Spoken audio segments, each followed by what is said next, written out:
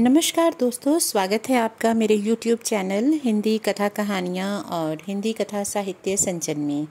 और आज जो कहानी मैं आपके सामने लेकर आई हूँ उसका नाम है घमंड का पुतला। शाम हो गई थी। मैं सरयू नदी के किनारे अपने कैंप में बैठा हुआ नदी के मज़े ले रहा था कि फुटबॉल ने दबे पांव आकर मुझे सलाम किया, जैसे मुझसे कुछ कहना चाहता है। फुटबॉल के नाम से जिस प्राणी का जिक्र किया गया वह मेरा अर्दली था। उसे सिर्फ एक नज़र देखने से यकीन हो जाता था कि यह नाम उसके लिए पूरी तरह उचित है। वह सिर से पैर तक आदमी की शक्ल में एक गेंद था, लंबाई चौड़ाई बराबर। उसका भारी भरकम पेट, जिसने उस दायरे को बनाने में खासा हिस्सा लिया था, एक लंबे कमरबंद में लिपटा रहता था, शायद इसलिए कि वह इंतहा से आगे न बढ़ जाए। जिस वक्त वह तेजी से चलता था, या यूँ कहिए बल्कि कि वह लुढ़कता था, तो साफ मालूम होता था कि कोई फुटबॉल ठोकर खाकर लुढ़कती जा रही है। मैंने उसकी तरफ देखकर पूछा, क्या कहते हो? इस पर फुटबॉल ने ऐसी रोनी सूरत बनाई जैसे कहीं से पिटकर आया है और बोला, हुजूर, अभी तक रसद का कोई इंतज़ाम नहीं हुआ। जमींदार साहब कहते हैं मैं किसी का नौकर नहीं हूँ। मैंने इस निगाह से देखा जैसे मैं और ज़्यादा सुनना नहीं चाहता। यह असंभव था। मजिस्ट्रेट की शान में जमींदार से ऐसी गुस्ताखी होगी? यह मेरे हाकिमाना गुस्से को भड़काने की एक बदतमीज़ कोशिश थी। मैंने पूछा, जमींदार कौन है? फुटबॉल की बाँछें खिल गईं। बोला, क्या कहूँ, कुंवर सज्जन सिंह, हुजूर बड़ा ढीठ आदमी है। रात आई है और अभी तक हुजूर के सलाम को भी नहीं आया। घोड़ों के सामने न घास है न दाना। लश्कर के सब आदमी भूखे बैठे हैं। मिट्टी का एक बर्तन भी नहीं भेजा। मुझे जमींदारों से रात दिन साबका रहता था, मगर यह शिकायत कभी सुनने में न आई थी। इसके विपरीत वह मेरी खातिर तवाज़ो में ऐसी जाफशानी से काम लेते थे कि उनके स्वाभिमान के लिए ठीक न था। उसमें दिल खोलकर आतिथ्य सत्कार करने का भाव तनिक भी न होता था। न उनमें शिष्टाचार था, न वैभव के प्रदर्शन जो ऐब है। इसके बजाय वहाँ बेजा रसूख की फिक्र और स्वार्थ की हवस दिखाई देती थी, और इस रसूख को बनाने की कीमत काव्योचित अतिशयोक्ति के साथ गरीबों से वसूल की जाती थी, जिनका बेकसी के सिवा और कोई हाथ पकड़ने वाला नहीं। उनके बात करने के ढंग में वह मुलामियत और अजीज़ी बरती जाती थी जिसका स्वाभिमान से बैर है। और अक्सर ऐसे मौके आते थे जब इन खातिरदारियों से तंग होकर दिल चाहता था कि काश इन खुशामदी आदमियों की सूरत न देखनी पड़े। मगर आज फुटबॉल की ज़बान से यह कैफियत सुनकर मेरी जो हालत हुई उसने साबित कर दिया कि रोज़ रोज़ की खातिरदारियाँ और मीठी मीठी बातों ने मुझ पर असर किए बिना नहीं छोड़ा था। मैं ये हुक्म देने ही वाला था कि कुंवर सज्जन सिंह को हाजिर करो कि एकाएक मुझे ख्याल आया, इन मुफ्तखोर चपड़ासियों के कहने पर एक प्रतिष्ठित आदमी को अपमानित करना न्याय नहीं है। मैंने अर्दली से कहा, बनियों के पास जाओ और नकद दाम देकर चीज़ें लाओ, और याद रखो मेरे पास कोई शिकायत ना आए। अर्दली दिल में मुझे कोसता हुआ चला गया, मगर मेरे आश्चर्य की कोई सीमा ना रही जब वहाँ एक हफ्ते तक रहने पर भी कुंवर साहब से मेरी भेंट न हुई। अपने आदमियों और लश्कर वालों की ज़ुबान से कुंवर साहब की डिठाई, घमंड और हेकड़ी की कहानियाँ रोज़ सुना करता, और मेरे दुनिया देखे हुए पेशकार ने ऐसे अतिथि सत्कार शून्य गांव में पड़ाव डालने के लिए मुझे कई बार इशारों में समझाने बुझाने की कोशिश की। गालिबन मैं पहला आदमी था जिससे यह भूल हुई थी। अगर मैंने ज़िले के नक्शे के बदले लश्कर वालों से अपने दौरे का प्रोग्राम बनाने में मदद ली होती तो शायद इस अप्रिय अनुभव की नौबत न आती। लेकिन कुछ अजब बात थी कि कुंवर साहब को बुरा भला कहना मुझ पर उल्टा असर डालता था। यहाँ तक कि मुझे उस आदमी से मुलाकात करने की इच्छा पैदा हुई जो सर्वशक्तिमान अफसरों से इतना ज़्यादा अलग थलग रह सकता है। सुबह का वक्त था। मैं गढ़ी में गया। नीचे सरयू नदी लहरें मार रही थी। ऊपर साकू का जंगल था।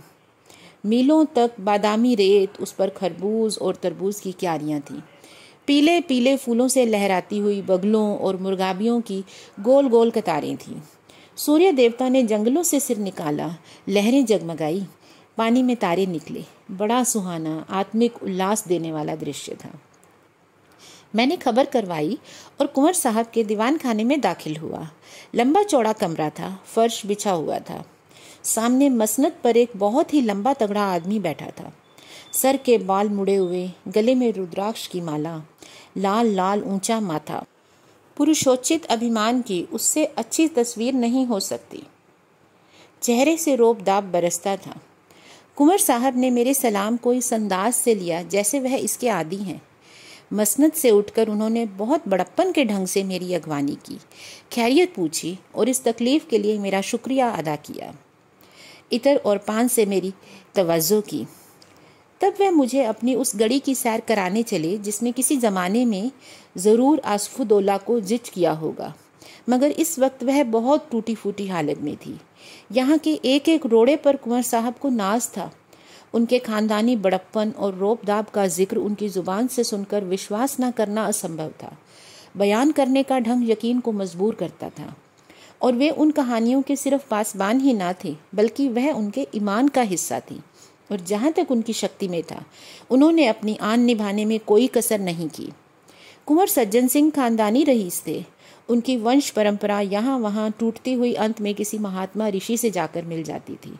उन्हें तपस्या, भक्ति और योग का कोई दावा न था, लेकिन इसका गर्व उन्हें अवश्य था कि वे एक ऋषि की संतान हैं। पुरखों के जंगली कारनामे भी उनके गर्व का कुछ कम कारण न थे। इतिहास में उनका कहीं जिक्र ना हो, मगर खानदानी भाट ने उन्हें अमर बनाने में कोई कसर न रखी थी। और अगर शब्दों में कुछ ताकत है तो यह गढ़ी रोहतास या कालिंजर के किलों से आगे बढ़ी हुई थी। कम से कम प्राचीनता और बर्बादी के बाह्य लक्षणों में तो इसकी मिसाल मुश्किल से मिल सकती थी, क्योंकि पुराने ज़माने में चाहे इसने मुहासरों और सुरंगों को हैच समझा हो, लेकिन वह चींटियों और दीमकों के हमलों का भी सामना न कर सकती थी। कुंवर सज्जन सिंह से मेरी भेंट बहुत संक्षिप्त थी, लेकिन इस दिलचस्प आदमी ने मुझे हमेशा के लिए अपना भक्त बना लिया। बड़ा समझदार, मामले को समझने वाला दूरदर्शी आदमी था। आखिर मुझे उसका बिन पैसों का गुलाम बनना था।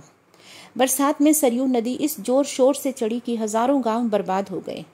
बड़े बड़े कद्दावर दरख्त तिनकों की तरह बहते चले जाते थे। चारपाइयों पर सोते हुए बच्चे, औरतें, खूंटों पर बंधे हुए गायें, बैल उसकी गरजती हुई लहरों में समा गए। खेतों में नाव चलती थी। शहर में उड़ती हुई खबरें पहुंची, सहायता के प्रस्ताव पास हुए। सैकड़ों ने सहानुभूति और शौक के अर्जेंट तार जिला के बड़े साहब की सेवा में भेजे। टाउन हॉल में कौमी हमदर्दी की पुरशोर सदाएं उठी, और उस हंगामे में बाढ़ पीड़ितों की दर्द भरी पुकारें दब गईं। सरकार के कानों में फरियाद पहुंची तो एक जांच कमीशन तैयार हुआ। जमींदारों को हुक्म हुआ कि कमीशन के सामने अपने नुकसानों को विस्तार से बताएं और उसके सबूत दें। शिवरामपुर के महाराज साहब को इस कमीशन का सभापति बनाया गया। जमींदारों में रेल पेल शुरू हुई। नसीब जागे। नुकसान के तखमीन का फैसला करने में काव्य बुद्धि से काम लिया गया। सुबह से शाम तक कमीशन के सामने एक जमघट रहता।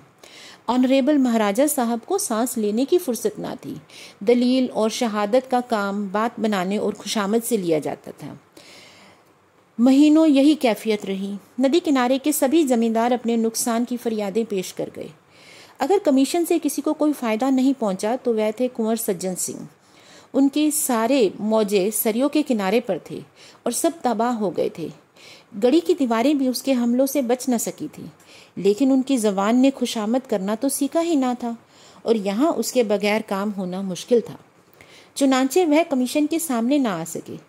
मियाद खत्म होने पर कमीशन ने रिपोर्ट पेश की। बाढ़ में डूबे हुए इलाकों में लगान की आम माफ़ी हो गई। रिपोर्ट के मुताबिक सिर्फ सज्जन सिंह वह भाग्यशाली जमींदार थे जिनका कोई नुकसान न हुआ था। कुंवर साहब ने रिपोर्ट सुनी, मगर माथे पर बल न आया। उनके आसामी गढ़ी के सहन में जमा थे। यह हुक्म सुना तो रोने धोने लगे। तब कुंवर साहब उठे और बुलंद आवाज में बोले, मेरे इलाके में भी माफ़ी है, एक कोड़ी लगान न लिया जाए। मैंने यह वाक्य सुना और खुद ब खुद मेरी आंखों से आंसू टपक पड़े। बेशक यह वह आदमी है जो हुकूमत और अख्तियार के तूफान में जड़ से उखड़ जाएगा, मगर झुकेगा नहीं। फिर वह दिन भी याद रहेगा जब अयोध्या में हमारे जादू सा करने वाले कवि शंकर को राष्ट्र की ओर से बधाई देने के लिए शानदार जलसा हुआ। हमारा गौरव, हमारा जोशीला शंकर यूरोप और अमेरिका पर अपने काव्य का जादू करके वापस आया था। अपने कमालों पर घमंड करने वाले यूरोप ने उसकी पूजा की थी। उसकी भावनाओं ने ब्राउनिंग और शैली के प्रेमियों को भी अपनी वफा का पाबंद न रहने दिया। उसकी जीवन सुधा से यूरोप के प्यासे जी उठे। सारे सभ्य संसार ने उसकी कल्पना की उड़ान के आगे सिर झुका दिए। उसने भारत को यूरोप की निगाहों में अगर ज़्यादा नहीं तो यूनान और रोम के पहलू में बिठा दिया था। जब तक वह यूरोप में रहा, दैनिक अखबारों के पत्रे उसकी चर्चा से भरे रहते थे। यूनिवर्सिटियों और विद्वानों की सभाओं ने उस पर उपाधियों की मूसलाधार वर्षा कर दी। सम्मान का वह पदक जो यूरोप वालों को प्यारा सपना और जिंदा आरजू है, वह पदक हमारे जिंदा दिल शंकर के सीने पर शोभा दे रहा था। उसकी वापसी के बाद उन्हीं राष्ट्रीय भावनाओं के प्रति श्रद्धा प्रकट करने के लिए हिंदुस्तान के दिल और दिमाग अयोध्या में जमा हुए थे। इसी अयोध्या की गोद में श्री रामचंद्र खेलते थे और यहीं उन्होंने वाल्मीकि की जादू भरी लेखनी की प्रशंसा की थी। उसी अयोध्या में हम अपने कवि शंकर को अपनी मोहब्बत के फूल चढ़ाने आए थे। इस राष्ट्रीय कर्तव्य में सरकारी हुक्काम भी बड़ी उदारता पूर्वक हमारे साथ सम्मिलित थे। शंकर ने शिमला और दार्जिलिंग के फरिश्तों को भी अयोध्या में खींच लिया था। अयोध्या को बहुत इंतजार के बाद यह दिन देखना नसीब हुआ था। जिस वक्त शंकर ने उस विराट पंडाल में पैर रखा, हमारे हृदय राष्ट्रीय गौरव और नशे से मतवाले हो गए। ऐसा महसूस होता था कि हम उस वक्त किसी अधिक पवित्र, अधिक प्रकाशवान दुनिया के बसने वाले हैं। एक क्षण के लिए अफसोस है कि सिर्फ एक क्षण के लिए अपनी गिरावट और बर्बादी का ख्याल हमारे दिलों से दूर हो गया। जय जय की आवाज़ों ने हमें इतना मस्त कर दिया जैसे महुअर नाक को मस्त कर देता है। एड्रेस पढ़ने का गौरव मुझको प्राप्त हुआ था। सारे पंडाल में खामोशी छाई थी। जिस वक्त मेरी जबान से ये शब्द निकले, ए राष्ट्र के नेता, ए हमारे आत्मिक गुरु, हम सच्ची मोहब्बत से तुम्हें बधाई देते हैं और सच्ची श्रद्धा से तुम्हारे पैरों पर सिर झुकाते हैं। यकायक मेरी निगाह उठी। मैंने एक हृष्ट पुष्ट हैकल आदमी को तालुकेदारों की कतार से उठकर बाहर जाते देखा। यह कुंवर सज्जन सिंह थे। मुझे कुंवर साहब की यह बेमौका हरकत, जिसे अशिष्टता समझने में कोई बाधा नहीं थी, बुरी मालूम हुई। हजारों आंखें उनकी तरफ हैरत से उठी। जलसे के खत्म होते ही मैंने पहला काम जो किया वह था कुंवर साहब से इस चीज़ के बारे में जवाब तलब करना। मैंने पूछा, क्यों साहब, आपके पास इस बेमौका हरकत का कोई जवाब है? सज्जन सिंह ने गंभीरता से जवाब दिया, आप सुनना चाहें तो जवाब दूं। इस पर मैंने कहा, शौक से फरमाइए।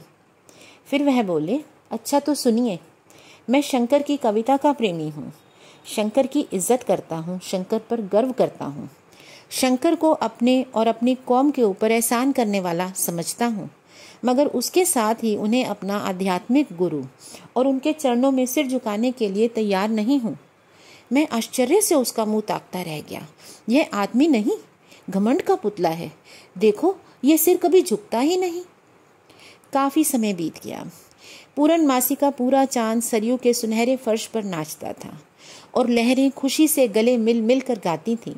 फागुन का महीना था, पेड़ों में कोपलें निकली थीं और कोयल कूकने लगी थी। मैं अपना दौरा करके सदर लौटता था। रास्ते में कुंवर सज्जन सिंह से मिलने का चाव मुझे उनके घर ले गया, जहां अब मैं बड़ी बेतकल्लुफी से आता जाता था।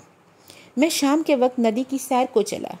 वह प्राणदायिनी हवा, वह उड़ती हुई लहरें, वह गंभीर निस्तब्धता, सारा दृश्य एक आकर्षक सुहाना सपना था। चांद के चमकते हुए गीत से जिस तरह लहरें झूम रही थी, उसी तरह मीठी चिंताओं से दिल उमड़ा जाता था। मुझे ऊंचे कगार पर एक पेड़ के नीचे कुछ रोशनी दिखाई दी।